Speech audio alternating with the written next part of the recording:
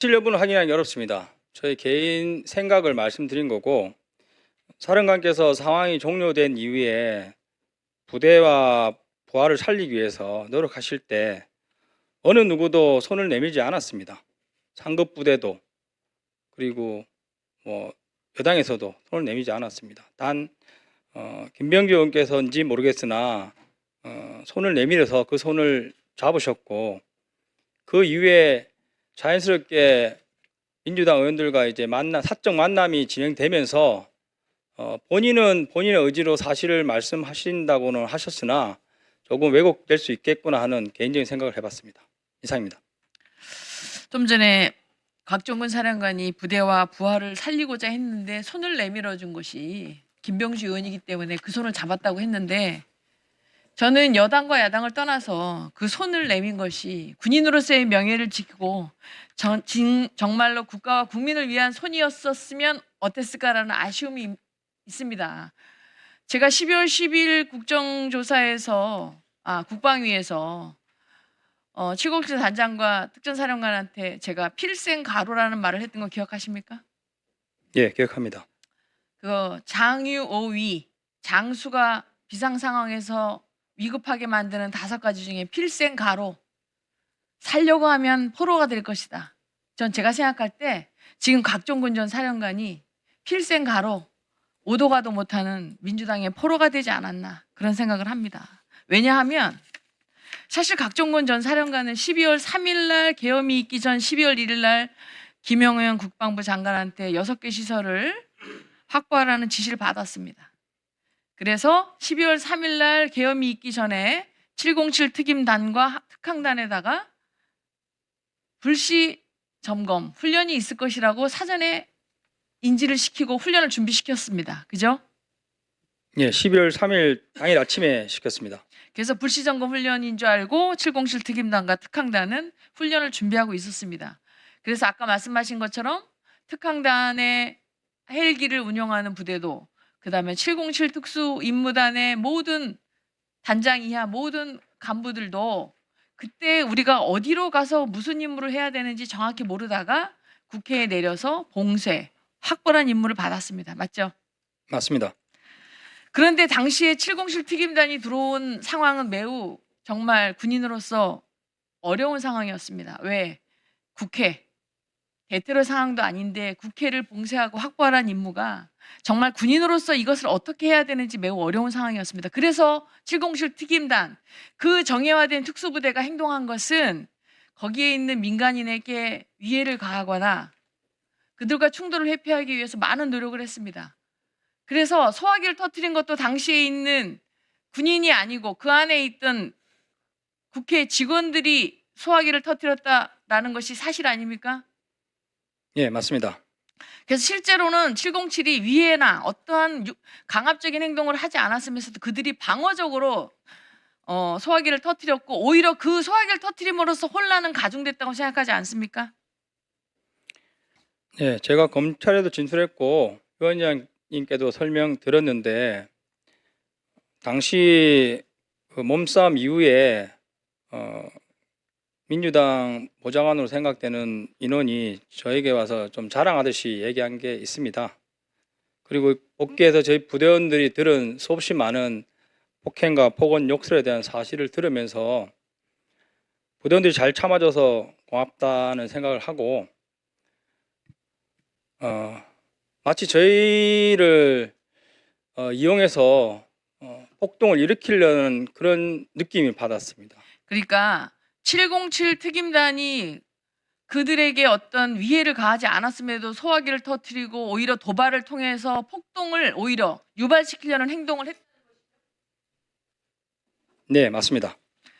자, 제가 알고 있는 707이 만약에 그들이 적이었거나 테러 집단이었다면, 그런 행동을 했다면 다 제압을 하고도 남는 체력과 전투력을 가진 부대입니다. 맞지 않습니까? 맞습니다. 그러나 그들이 대한민국 국민이었기 때문에 그들이 소화기를 터뜨리고 육체적으로 폭언과 그다음에 육체적인 어떤 위해 행위를 했지만 참고 그거 상황을 다 극복했습니다. 맞지 않습니까? 네, 맞습니다. 네, 그 부분에 있어서 707에 있는 모든 간부들에게 정말 감사하다는 국민을 대표해서 말씀드리고 싶습니다. 자, 필생가로를 얘기했는데 두 번째로 가서 특전사령관은 미리 알고 있었고요. 두 번째는 곽 전 사령관은 계엄이 선포되기 전에 10시 30분 전에 일공수여단에다가 출동 명령을 내렸습니다. 즉 대통령이 임무 지시를 그러니까 계엄을 선포하기 이전에 사전 행동을 한 겁니다. 알고 있습니까? 1여단장 인터뷰 내용을 봤고 그 내용은 당일 21시 45분 김용현 전 장관의 지시를 받은 직후에 1여단장께 부여한 지시로 알고 있습니다. 그 지시를 특전사령관이 했죠. 그렇습니다. 특전사령관이 내렸습니다. 특전사령관이 내린 거죠. 사전 출동을. 자, 그리고 세 번째. 그 당시에 707 특임단은 문이 앞에 너무나 많은 인원들이 있어 들어갈 수가 없어서 아까 유리창을 깨고 들어갔는데 유리창을 깨라고 지시한 건 누굽니까? 제가 지시했습니다. 자, 그럼 유리창을 깨고 들어갔는데 유리창을 깨고 들어간 것은 아까 말한 것처럼 국회 본회의장을 봉쇄, 즉 거기서 어떤 특별한 것에 누구를 정치인을 끌어낸다던가 요원을 뭐 끌어내라 그것이 아니라 그 인원들에 대해서 그 상황을 파악하고 직접적인 거기 안에 있는 인원들과 접촉을 피하기 위한 행동이었죠. 맞습니다.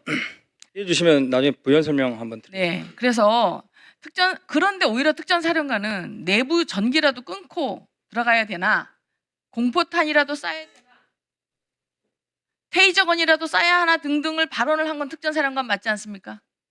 예, 특전사령관 개인 판단에 의한 지시였습니다. 그러니까 특전사령관 개인이 내부 전기라도 끊고 공포탄이라도 쏘거나 테이저건이라도 쏘거나 하는 판단을 하고 계엄사령관에 전화했으나 계엄사령관이 그거에 대해서 반대해서 하지 못한 거죠. 순서는 좀 다르나 설명 다시 나중에 네. 드리겠습니다. 자, 그래서 제가 말씀드리고 싶은 것은 결국은 707 특임단의 그날 한 행동은 정말 국회를 장악해서 거기를 완전히 그 군인이 국회의원을 끌어내려는 이런 행동을 한 게 아니라 임무를 받은 국회를 안정화시키고 봉쇄하고 확보해서 시설만을 확보하겠다는 노력, 그 다음에 직접적인 육체적이나 아니면 신체적으로 국민들에게 어떤 위해를 가하려는 행동을 하지 않았다. 맞지 않습니까? 네, 맞습니다. 나머지 하실 말씀 있으면 해주십시오. 다시 한번 말씀드리지만 저희 부대원들은 국회에 도착했을 때 여기가 국회라는 것을 대부분이 인지했고 건물 봉쇄를 하다가 상황이 종료되었습니다. 제가 1, 2, 3호기와 같이 1호기에 탑승해서 내렸는데 당시 국회는 조용했습니다. 그리고 저희 24명 일제대가 후문에 도착했을 때는 후문에 경비가 없었고 저희를 보고 5명 내외 소수 인원이 뛰어나오면서 마치 우는 듯한 제발 들어오지 말아 주십시오라는 말투로 저희를 저지도 아닌 부탁을 했습니다. 그러면서 안쪽에서 문을 잠그고 장애물을 가져와서 막으려는 신용을 했는데 사실 저는 그때 이건 봉쇄 끝났다, 자동이구나 하면서 12명만 남겨두고 외곽에 측면과 정문으로 이동을 했던 겁니다. 만약에 저희가 본회의장에 들어갈 의사가 조금이나 있었다면 정문 몸싸움 중에서라도 제가 병력을 빼서 후문으로 갔을 겁니다. 하지만 누누이 말씀드리지만 후문에 12명이 처음부터 끝까지 봉쇄 임무만 부여된 채로 대기하고 있었고 나머지 인원들은 정문 바깥쪽을 봉쇄하려다가 제한돼서 소수 인원으로 정문 안을 봉쇄하는 과정에서 상황이 종료되었습니다. 그리고 테이저건 관련된 거는 사령관께서 개인 생각하신 게 테이저건과 공포탄 사용 그리고 단전 시도입니다.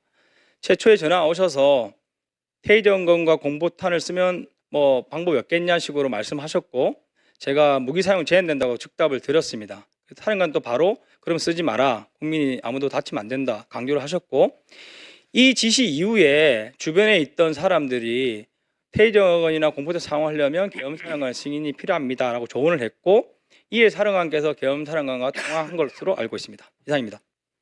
네, 다음은 임종득 의원님 질의해 주시기 바랍니다.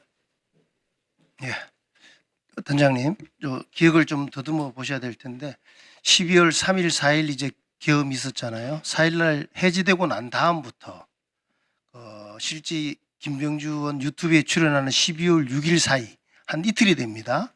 이틀의 기간 동안에 각종군 사령관으로부터 전화 통화를 한거나 아니면 실제로 만나거나 한 사례가 있습니까? 전화 통화는 없었고 12월 5일로 기억하는데 사령관께서 707 출동한 병력들 유족들에게 사과를 하고 싶다고 해서 출동한 197명만 모았습니다. 그리고 사령관께서 짧게 1, 2분 정도 뭐 다친 사람 없냐, 뭐 미안하다 이 정도 수준으로 하고 뭐 힘내라, 내가 책임지겠다 이 정도 일을 이야기만 하고 나갔습니다. 그게 답니다. 그 단장하고 나눈 대화는 전혀 없습니다. 예, 따로 없습니다. 네, 알겠습니다. 김병주 의원은 실제 계엄 이후에 항의 방문할 때까지 특전사령관과 단 한 차례도 통한 적이 없다라고 일관되게 지금 주장을 하고 있어요. 그런데 저희들이 파악한 내용이나 우리 707 단장이 지금 말씀해주고 있는 내용을 종합해 놓고 봤을 때 두 번의 통화가 확인된 게 두 번의 통화입니다. 그 첫 번째 통화는 12월 5일인지 6일인지 6일 아침 일찍인지는 특정되지 않으나 그게 한 번이 있고 한 번은 회의 중에 통화가 이루어집니다. 제가 묻고 싶은 것은 첫 번째 통화의 시점을 한번 생각을 해보세요. 이게 되게 중요해요. 왜냐하면 진술이 지금 엇갈리고 있고 정확한 시간들을 이해를 못하고 있어요. 근데 제가 봤을 때는 12월 5일 날 통화가 있었습니다.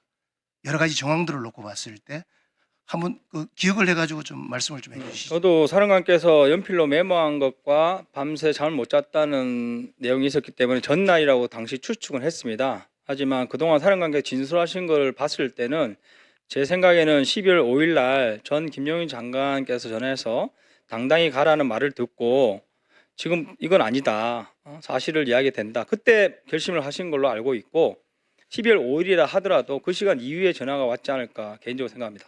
예, 저도 지금 추측하는 것이 지금 우리 단장님하고 비슷해요. 왜 그런가 하면은 12월 5일 날 자정쯤에 12시경에 곽종근 사령관이 여단장한테 전화를 해가지고 눈물을 흘리면서 특단의 조치를 하겠다라고 이야기를 한 시점이 있거든요. 그러면은 그 전에 심경의 변화와 실제 전화 통화가 이루어졌을 가능성이 높기 때문에 그렇게 얘기하는 거고, 두 번째는 그 다음 일어나는 8시에 불러서 회의를 할 정도면은 그 전에 뭐가 있었을 거 아니에요. 그렇지 않겠어요?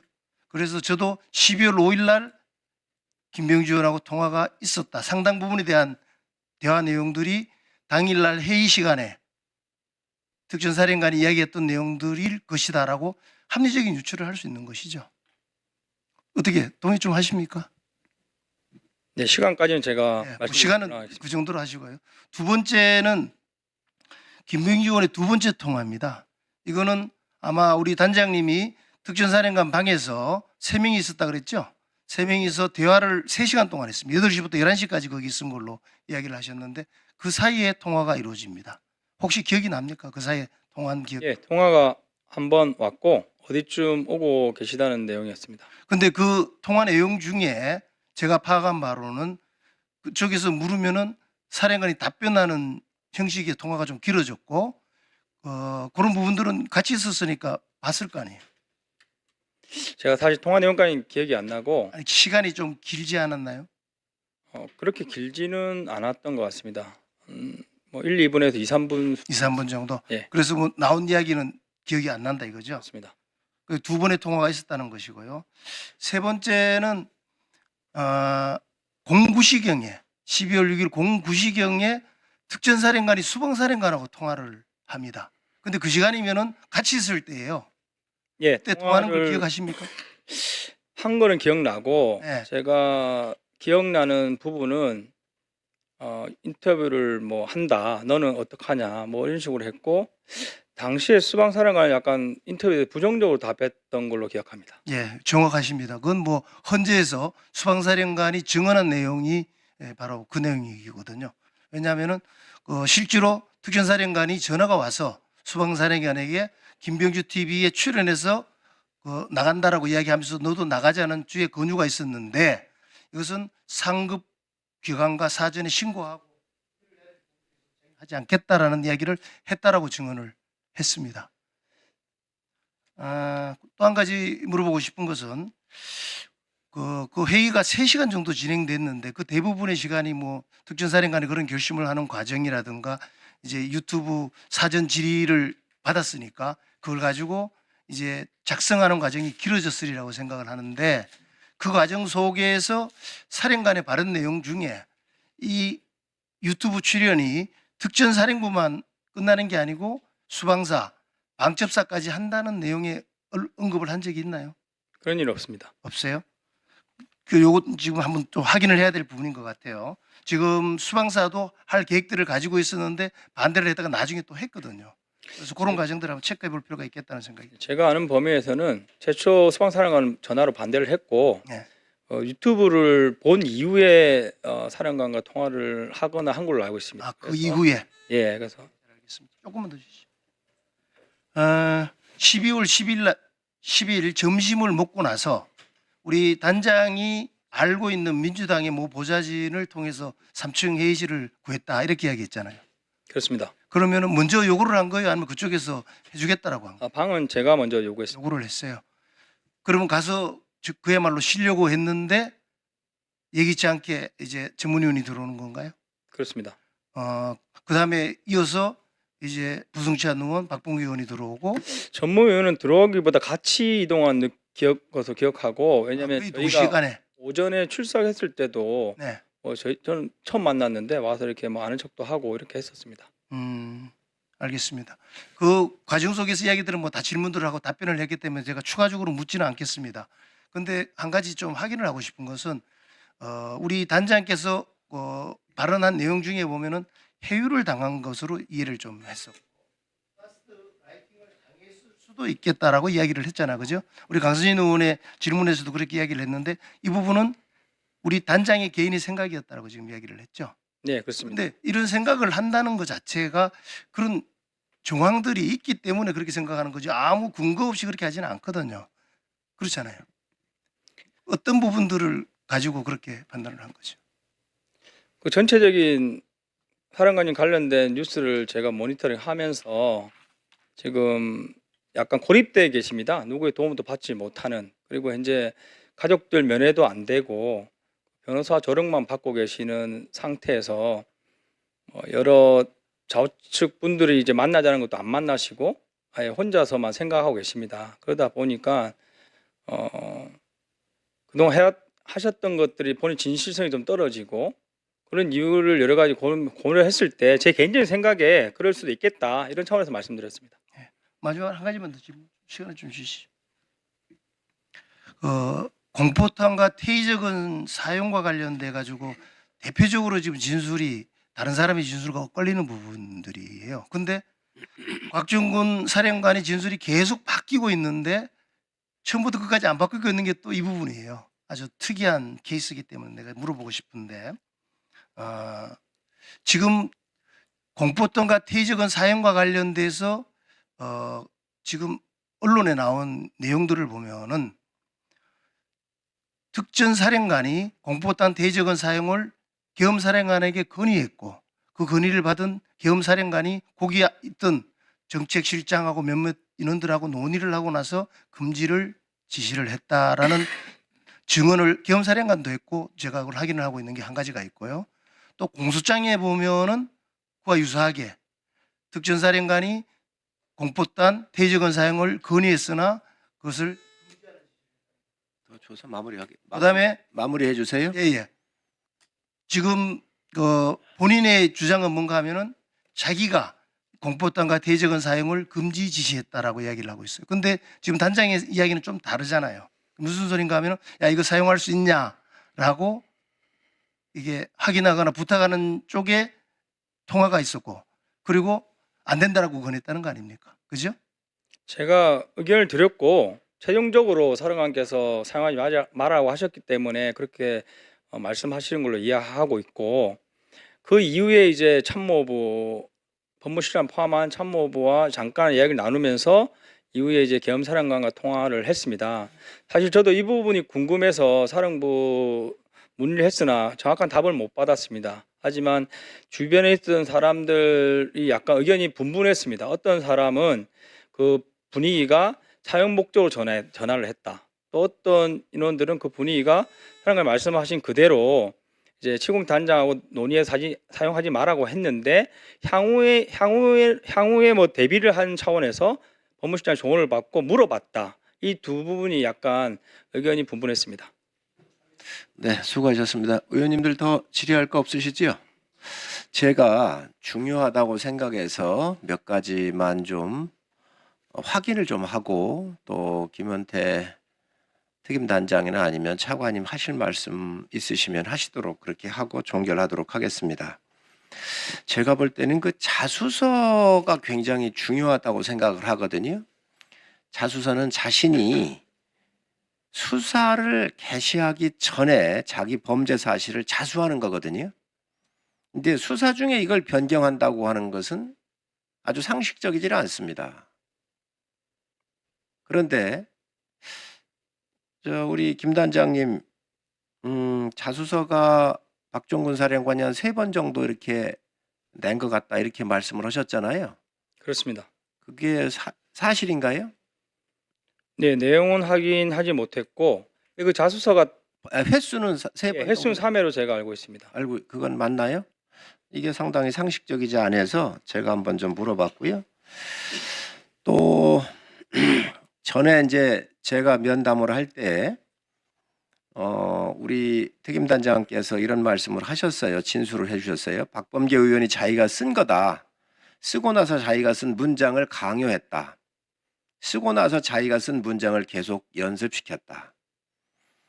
JTBC가 봤을 때도 여행 연습을 한번 하고 촬영하고 이런 식으로 그러니까 완전히 더 이상 벗어날 수 없는 어떤 그런 틀을 짜는 그런 느낌이 돌이켜보니까 분명히 있다. 요게 이제 그때 오셔가지고 해주신 건데 궁금한 것은 이제 박범계 의원이 자신이 뭘 좀 썼다는 거지요. 쓰고 나서 자기가 쓴 문장을 강요했다. 이렇게 얘기를 했는데 그 부분에 대해서 어떤 부분을 강요를 했었는지 한번 구체적으로 말씀을 좀 한번 해주시죠. 제가 세부적인 단어까지는 생각하지 못하고 있고 그때 위원장님께 설명드린 건 정황을 말씀드린 겁니다. 제초에 박범계 의원께서 사령관께 권유를 했습니다.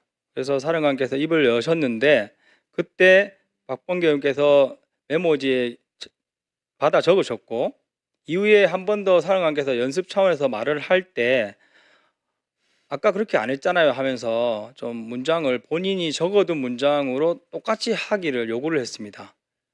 그래서 그 문장이 JTBC 촬영까지 쭉 이어졌습니다. 네. 또 두 번째 사령관님한테 그 멘트를 아예 인풋을 시켰습니다. 이렇게 말씀을 저한테 해주셨거든요. 그 인풋이라고는 말이 물론 언론들은 이렇게 정확하게 대통령이 얘기했던 것을 인풋시켰다 이렇게 하는 거로 몇몇 언론들은 얘기를 했는데 그 인풋에 대한 정확한 의미를 좀 말씀해 주셨으면 좋겠습니다. 당시 위원장과 대화를 나눌 때 나온 그 단어는 좀 전에 답변 드린 걸 근거로 해서 나온 단어이지 큰 의미를 두고 한 내용. 자기가 불러주고 뭐 예. 이렇게 본인이 받아 적은 것을 그대로 사령관이 할 수 있도록 요구를 했다는 뜻에서 인풋을 말씀드렸습니다. 네, 우리 차관님 오늘 나오셨는데 뭐 많은 질문은 안 받으셨습니다. 지휘계통에 있기 때문에 어려운 시국에 지금 우리 국방부를 잘 이끌고 계셔서 감사하다는 말씀 드리고 오늘 회의와 관련돼서 좀 하시고 싶은 말씀 있으신가요? 예, 뭐 그런 건 아니지만 제가 뭐 위원장님한테도 잠시 우려감을 했지만 이 사안이 되게 엄중하다는 것에서는 아마 이론이 없을 겁니다. 그래서 그것을 확인하고 또 이러는 것들은 각 위원회 위원장이뿐만이 아니라 다 또 본연의 역할이라고 생각을 하시기 때문에 근데 그 과정에 있어서 그렇기 때문에 이게 좀 더 완전성을 갖춘 위원회에서 이런 것이 진행이 되고 그랬으면 하는 것이 사실 바람입니다. 오늘 여기 뭐 707 단장이 한 명이 참석해서 하는 이런 것이 아마 뭐 제가 평가할 일은 아니지만 이런 것이 계속 반복된다면 아마 저희들이 거기에 대응해 나가는 것은 그렇게 쉽지 않다라는 말씀을 드리고요. 조금 더 저희들 입장에서는 여야 의원님들이 다 계시고 거기서 또 다양한 궁금하신 점이 확인되는 우리 국방위원회가 이렇게 진행이 될 수 있도록 위원장님께 제가 정중히 다시 한번 건의를 드리겠습니다. 저도 차관님 그 말씀에 100% 동의를 합니다. 그래서 야당 의원님도 함께 오셨으면 더 좋았겠다는 말씀을 드리고 그래서 전에도 야당이 요구하는 걸 제가 다 받아서 이렇게 열었습니다. 그런데 더 안타까운 것은 국조특위에서 김원태 단장을 비롯해서 이분들이 증인으로 채택이 됐으면 이 회의를 열 이유가 전혀 없었습니다. 그러다가 보니 우리 국민의힘 의원들이 한쪽에 일방적으로 끌려가는 불평등한 국회의 균형성을 잃은 이 문제에 대해서 문제 제기를 한 겁니다. 그리고 여당 의원들은 그동안 회의를 열어달라고 한 적이 없었습니다. 그래서 균형을 맞추는 차원에서 오늘 이 회의가 열린 것이고, 또 오늘 차관님이나 또 우리 김원태 대령의 오늘 여러 이 증언과 또 그 당시에 있었던 상황들에 대해서 소상히 국민들한테 또 말씀을 드렸는데, 판단하시는데 저는 굉장히 도움이 됐을 거라고 생각을 합니다. 우리 김원태 단장님, 여러 의원님들 질의를 다 하셨습니다. 혹시 못하신 거 있거나 더 하시고 싶은 말씀이 있으시면 이런 기회가 많지 않을 텐데, 그 부분에 대해서 하시고 싶은 이야기가 있으시면 하시기 바랍니다. 네, 제가 위원장님을 포함해서 여러 의원님들께 대면 설명 요청이 있었습니다. 강성현 의원도 계셨고, 임종덕 의원도 계셨고, 여러 분 계셨지만, 제가 한 번도 응하지 않은 이유는 헌재 증언이 남아 있었고, 헌재 이후에 군검찰 피해자 조사가 남아 있었습니다. 그래서 지난 2월 10일 최종 군검찰 피해자 조사에 참석해서 11일 새벽까지 마치고 돌아왔을 때, 지난주에 위원장님 대면 설명을 제가 거절했던 것과 여러 가지 생각이 났습니다. 그래서 한 분 정도는 꼭 설명을 드려야 되겠구나. 뭐가 궁금하신지 몰랐고, 그런 차원에서 위원님보다는 위원장님이 대표시기 때문에 위원장님께 하는 게 좋을 것 같다. 그래서 그것을 이제 공식적인 절차를 밟아서 설명을 드리게 됐던 것을 다시 한번 말씀드리고 싶고, 두 번째는 제가 12월 4일 날 복귀했을 때 사령부를 포함한 육군본부, 국방부 어느 누구도 4일, 5일 저한테 전화를 안 했습니다. 제가 받고 싶은 전화는 딱 하나였습니다.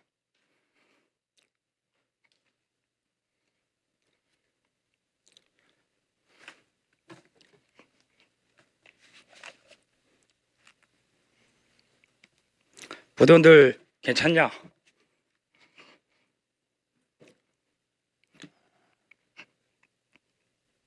다친 사람 없냐? 아무도 얘기 안 했습니다. 거기 혼자서 언론을 보고 기자회견을 했던 겁니다. 그 말씀 꼭 드리고 싶고,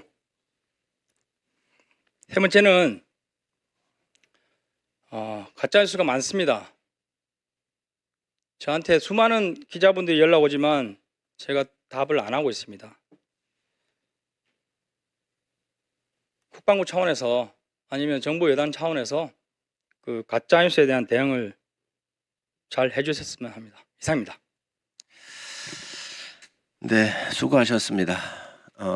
긴 시간 동안 서 계셨습니다. 앉으셔도 되겠습니다. 마무리하겠습니다.